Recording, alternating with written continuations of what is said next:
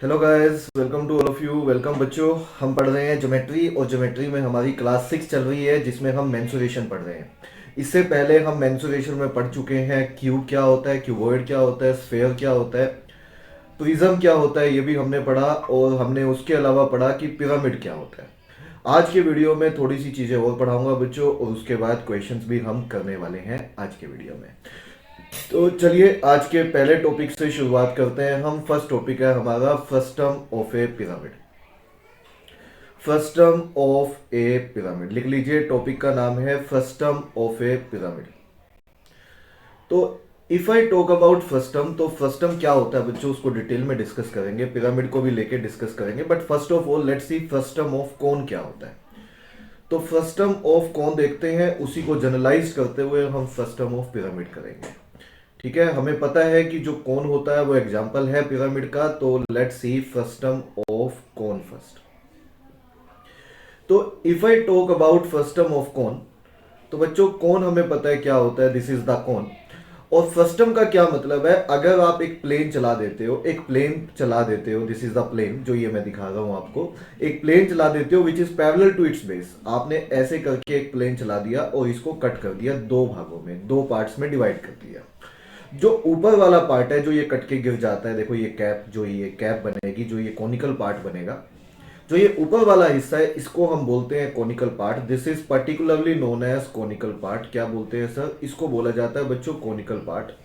और जो बच जाता है, जो नीचे ये बच गया है, ये बना हुआ, this is basically known as frustum. तो फ्रस्टम इसी को बोलते हैं, this is known as frustum of cone. Are you getting this point. Frustum किसको बोलते हैं, फ्रस्टम होता है बच्चों अगर आप एक प्लेन चला देते हो which is parallel to its base, तो उसके बाद जो हिस्सा बच जाता है नीचे, उसी को हम फ्रस्टम बोलते हैं।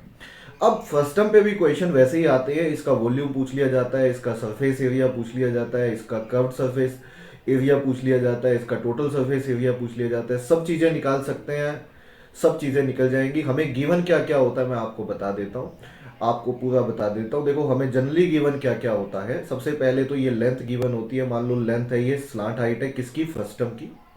ये रेडियस है, R1, ये रेडियस है R2, और ये जो हाइट है फ्रस्टम की ये h है। ये जो हाइट है फ्रस्टम की ये h है।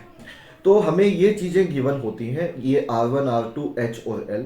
कौन के केस में मैं आपको डायरेक्ट बता देता हूं कैसे निकालते हैं, फिर उसको जनरलाइज्ड करके भी मैं बता दूंगा आपको कि अगर उसके अलावा भी कोई और क्वेश्चन आता है तो कैसे कर सकते हैं। तो first of all frustum of कोन के लिए बच्चों सबसे पहले स्लांट हाइट निकालने का फॉर्मूला होता है। इसकी अगर स्लांट हाइट निकालनी है हमें, तो we use under root of H square plus R1 minus R2 का स्क्वायर, R1 माइनस R2 का स्क्वायर। ये फॉर्मूला यूज करेंगे हम स्लांट हाइट निकालने के लिए।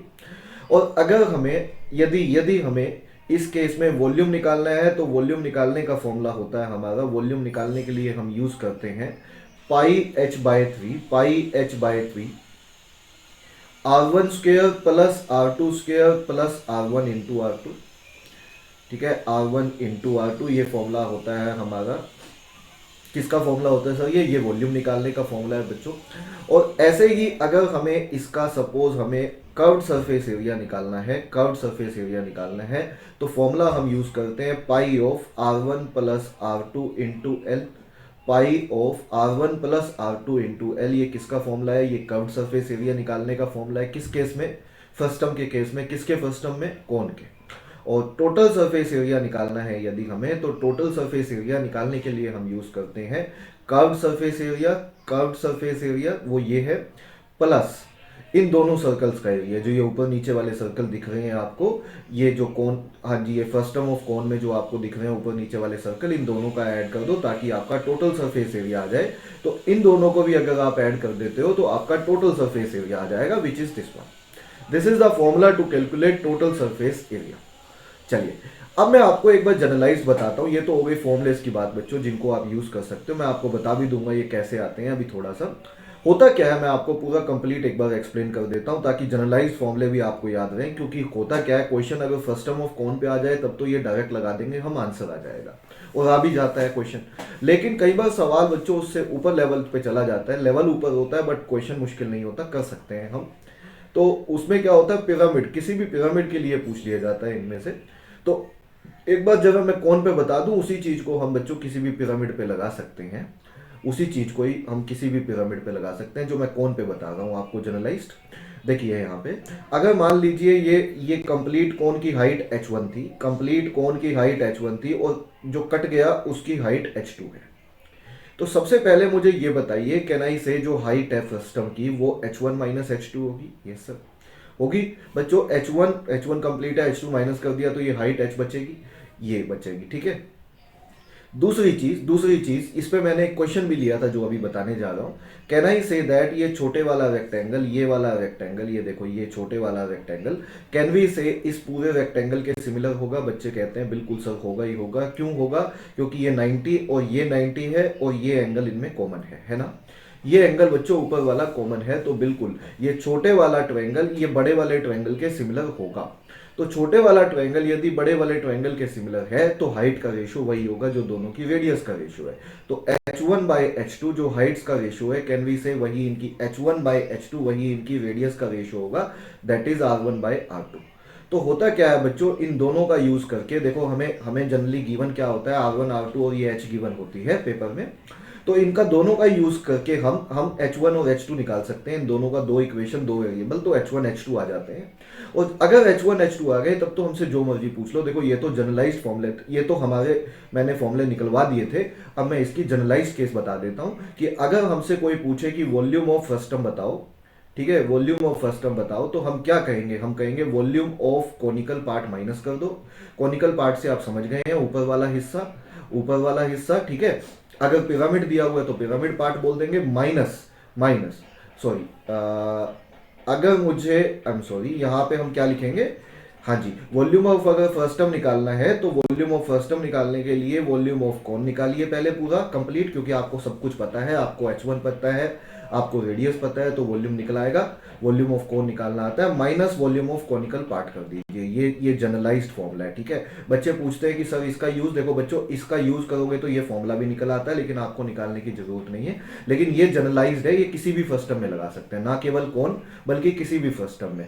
देखो अगर किसी भी फ्रस्टम ऑफ पिरामिड में लगा सकते हैं। तो अगर मान लो कोई और पिरामिड हो तो यहाँ पे volume of pyramid minus volume of pyramid part, और वॉल्यूम ऑफ पिरामिड भी हमें निकालना आता है। मैं अभी एग्जांपल देने वाला हूँ, समझ गए ना। ऐसे ही अगर मुझसे कोई पूछे कि कर्व्ड सरफेस एरिया बताओ फ्रस्टम का क्या होगा, तो हम क्या कहेंगे? हम कहेंगे सिंपल सी चीज है, कर्व्ड सरफेस एरिया निकालो कौन का, कर्व्ड सरफेस एरिया किसका निकालो, कौन का, और माइनस कर दो कर्व्ड सरफेस एरिया किसका, कोनिकल पार्ट का। ऊपर वाला कोनिकल पार्ट है उसका माइनस कर दो, तो हमारा रिक्वायर्ड आंसर आ जाएगा।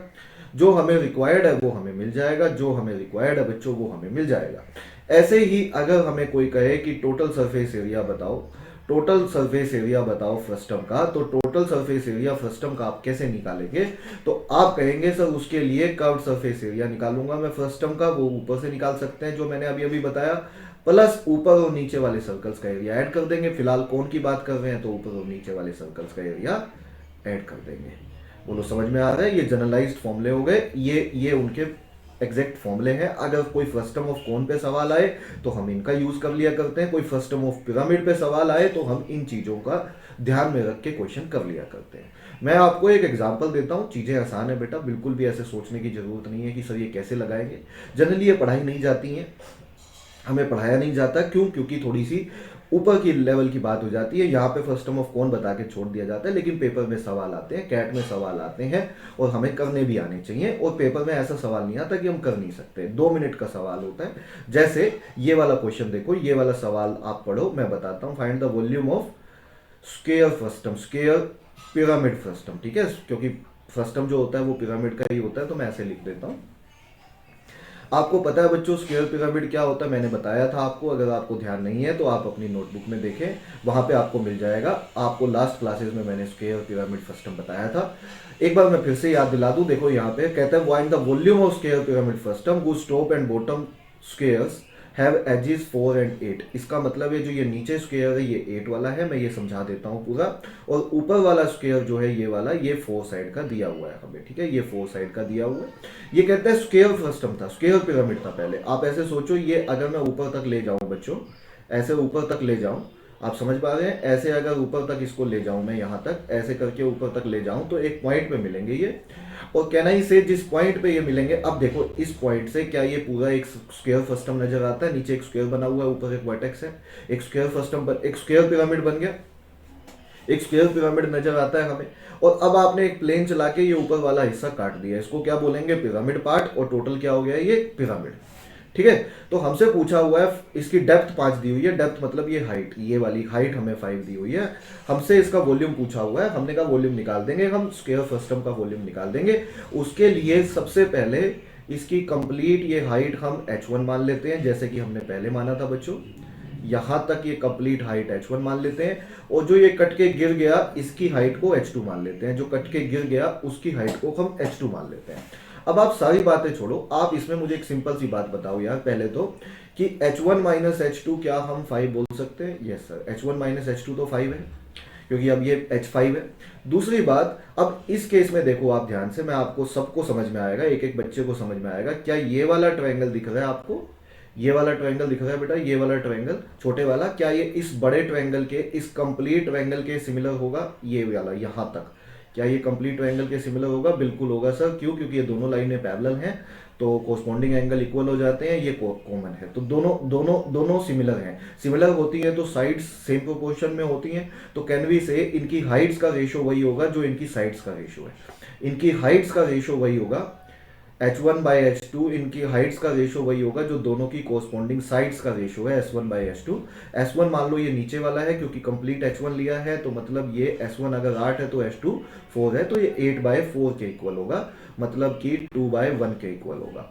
इसका मतलब अगर h1 को मैं 2k मान लूँ तो h2k होगा, बोलो ऐसे बोल सकते हैं। और दोनों का डिफरेंस 5 दिया हुआ है, तो 2k minus k, 2k minus के 5 है, तो k का वैल्यू हमारा 5 हो जाएगा। और k अगर 5 आ गया है हमारा, k यदि 5 आ गया बच्चों, k यदि हमारा 5 आ गया है, तो आप ये बताओ, इसमें पुट कर दीजिए, यहाँ पे पुट कर दीजिए, तो इतना बताइए, h1 माइनस h2 अगर 5 है तो नहीं, यहाँ पे नहीं, यहाँ पे पुट कर दीजिए, इन दोनों की वैल्यू निकाल लीजिए h1 और h2 की, तो h1 की वैल्यू आ जाएगी 10 और h2 की वैल्यू आ जाएगी 5। h1 की वैल्यू 10 आ गई, h2 की वैल्यू 5 आ गई, ठीक है। h1 भी आ गया, h2 भी आ गया, h1 भी आ गया, h2 भी आ गया। तो अगर h1 h2 आ गए, अब तो कोई दिक्कत ही नहीं है, जो मर्जी पूछ ले।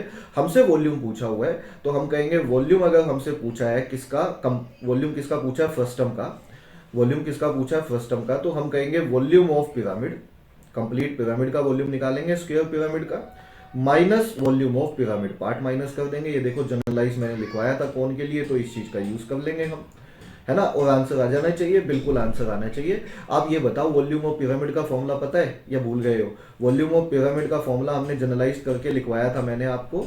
क्या फॉर्मूला था? मैं आपको याद दिला देता हूँ, 1/3 बच्चों, area of base into height. Check करो, आपकी नोटबुक में भी होगा, 1/3 area of base into height, 1/3 area of base into height, ये फॉर्मूला था हमारा, 1/3 area of base into height. तो बस ये फॉर्मूला लगाओ, पहले तो पूरे पिरामिड के लिए लगाओ, 1/3 एरिया ऑफ बेस क्या होगा? 8 स्क्वायर, और इस केस में हाइट कितनी लेंगे? कंप्लीट लेंगे h1, क्योंकि कंप्लीट पिरामिड का वॉल्यूम निकाल रहे हो, तो हाइट कंप्लीट हमारी 10 है, h1 का वैल्यू 10 है, minus volume of pyramid part 1/3 into ऊपर वाला हिस्सा बच्चों, ये ऊपर वाला हिस्सा, ऊपर वाले हिस्से की साइड कितनी है? 4, साइड कितनी है? 4, मतलब साइड 4 है, तो एरिया कितना हो जाएगा? Area of base 4 square into height, height कितनी निकल के आई थी? 5, तो इंटू 5।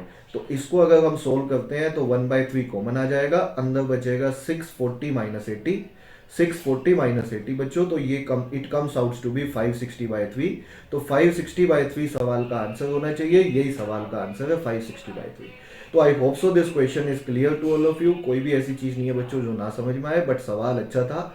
ये वॉल्यूम ऑफ फर्स्टम पे था, फर्स्टम ऑफ कौन नहीं, अगर कौन होता तो हम इस फॉर्मूले से निकाल लेते जो ये बताया था मैंने आपको, लेकिन ये वॉल्यूम ऑफ स्क्वायर फर्स्टम था, तो उसको निकालने के लिए हमने ये फॉर्मूला लगाया, है ना। सिंपली इसमें किया क्या हमने, एक बार दोबारा से एक्सप्लेन कर देता हूँ, चीजें आसान है। h1 माइनस h2 हमने कंप्लीट बना लिया, वो 5 है बच्चों, और h1/h2 का रेशो वही होगा, क्योंकि ये दो ट्रायंगल सिमिलर हैं, तो h1/h2 का रेशो वही होगा जो इनकी कोरस्पॉन्डिंग साइड्स का रेशो है। वहां से हमने ये 2k माना, ये k यहाँ पे पुट किया, यहाँ पे पुट किया, तो ये यहाँ पे पुट किया तो k का वैल्यू 5 आ गया, यहाँ पुट किया तो h1 10, H2 5 आ गया। उसके बाद तो बच्चों ये सिंपल फॉर्मूला लगाया हमने वॉल्यूम ऑफ फर्स्ट टर्म वाला, ये वाला फॉर्मूला जो वॉल्यूम ऑफ फर्स्ट टर्म का था। तो ये लगाने के बाद हमें पता है वॉल्यूम ऑफ पिरामिड क्या होता है, 1/3 area of base into height. तो एरिया ऑफ बेस पहले 8 स्क्वायर है, हाइट H1 है, फिर एरिया ऑफ बेस 4 स्क्वायर है और हाइट H2 है, वो माइनस कर दिया तो वॉल्यूम ऑफ फर्स्ट टर्म आ गया। ये सवाल का आंसर है। तो आई होप सो ये क्वेश्चन सभी बच्चों को अच्छे से क्लियर है। तो बच्चों आगे की तरफ बढ़ते हैं। अब मैं कुछ एग्जांपल लेना चाहूँगा। देखो as far as theory is concern maximum चीज़ें मैंने बता दी हैं, फिर भी कोई चीज़ होगी तो हम एग्जांपल्स के थ्रू कर लेंगे। लेकिन एक दो क्वेश्चंस मैं लेना चाहूँगा इसके साथ साथ, इसी पे ही जो हम यहाँ पे पढ़ रहे हैं टॉपिक कौन सा पढ़ रहे हैं हम, मेंस्ट्रुएशन। तो मेंस्ट्रुएशन पे बच्चों पहला सवाल बड़ा कॉमन सा सवाल है, कैट का सवाल है, मैं आपको दिखाता हूँ। ठीक है, क्वेश्चन ये है। क्वेश्चन को करवाने से पहले मैं आपको अलजबरा भी बताऊंगा बच्चों, जब अलजबरा सिखाऊंगा तो उसमें बताऊंगा, लेकिन एक छोटी सी आइडेंटिटी होती है वो बता दूं पहले। एक छोटी सी आइडेंटिटी होती है वो बता देता हूँ। आइडेंटिटी थी a plus B plus C का square. a plus B plus C का स्क्वायर ये क्या होती है, a plus B plus C का स्क्वायर होता है a square plus B square plus C square plus 2ab plus 2bc plus 2ca, मतलब 2 कॉमन निकाल लूँ तो ab plus bc plus ca, ये फॉर्मूला होता है, ये आइडेंटिटी होती है a plus B plus C का होल स्क्वायर। वैसे बच्चों को जनरली पता होती है, नहीं पता है तो अभी के लिए लिख लीजिएगा, जब अलजबरा करेंगे तो मैं सब कुछ लिखवाऊंगा। फिलहाल ये इसलिए लिखवा दिए बच्चों, एक सवाल मैं दिखाता हूँ, क्वेश्चन मेंस्ट्रुएशन का, बट ये आइडेंटिटी यूज होती है। तो क्वेश्चन क्या है, क्वेश्चन लिख लीजिए, एक एग्जाम्पल, एक जबरदस्त एग्जाम्पल। सवाल ये है, क्वेश्चन ये है, एग्जाम्पल ये है कि there is a cubical box, there is a cuboidal box, sorry, there is a cuboidal box आगे दिया हुआ है हमें, whose body diagonals measure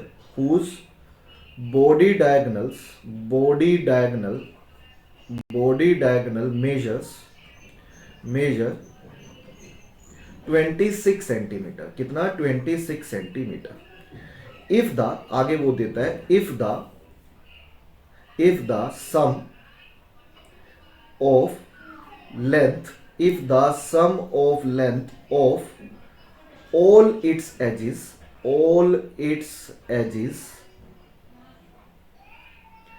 is 152 centimeter, what is the total surface area of the box? What is the total surface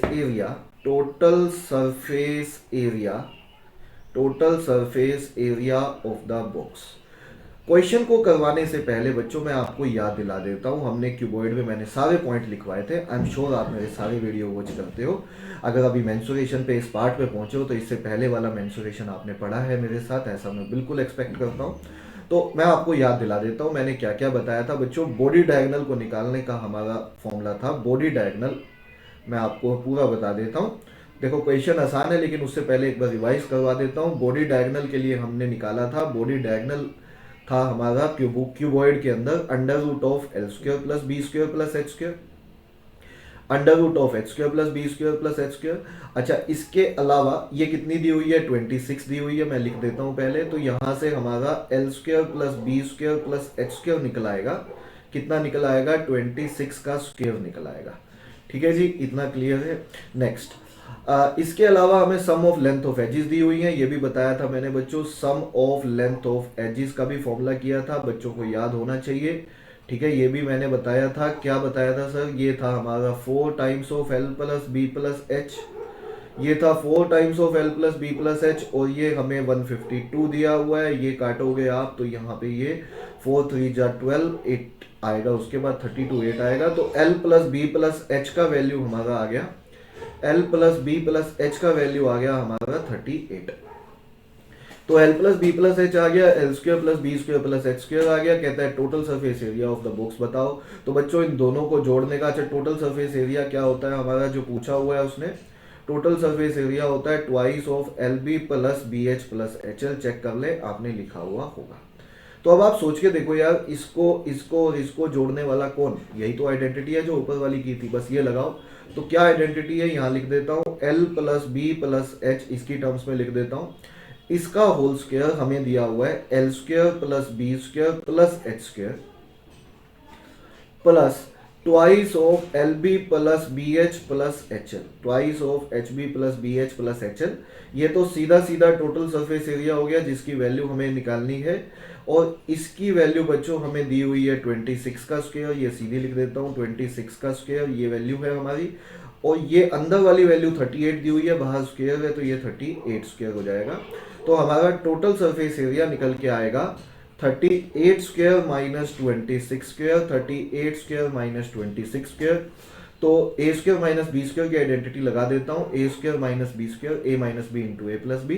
तो 38 minus 26 into 38 plus 26। बच्चों मैं कुछ भी एज्यूम नहीं कर रहा हूँ कि आपको आता है नहीं आता है, तो सिंपल बात बता रहा हूँ, ए स्क्वायर माइनस बी स्क्वायर, ए माइनस बी इंटू ए प्लस बी होता है। जब मैं पढ़ाऊंगा टॉपिक अलजेब्रा में तो डिटेल में लिखवाऊंगा अभी। तो ये आपका बेसिकली 12 इंटू, या तो आप इनके स्क्वायर सोल्व कर लीजिए या ऐसे कर लीजिए, वो एक ही बात है। तो ये आपका 64 है, 64 को 12 से मल्टीप्लाई करोगे तो 640 plus 128 it comes out to be 768। यही सवाल का आंसर होना चाहिए बच्चों, यही सवाल का आंसर है। 768 is the absolutely right answer of this question. तो आई होप सो ये क्वेश्चन सभी बच्चों को क्लियर हुआ। आगे आने वाले वीडियोस में मैं और एग्जाम्पल भी दूंगा, अभी 2 ही एग्जाम्पल दिए हैं बच्चों, अभी थ्योरी कंप्लीट की है। मैं नहीं चाहता बच्चों वीडियो ऐसे ही लेंथी हो जाए, बट हाँ ठीक है, यहाँ तक अब आप रिवाइज कर सकते हैं, आपको चीज़ें समझ में आ गई होंगी। ठीक है, अब एग्जाम्पल्स देने वाला हूँ मैं, खूब चिंता मत करो, बट इतना आप एक बार अच्छे से रिवाइज कर लो। आज के वीडियो में इतना ही करते हैं। Thank you very much, take care, bye to all of you.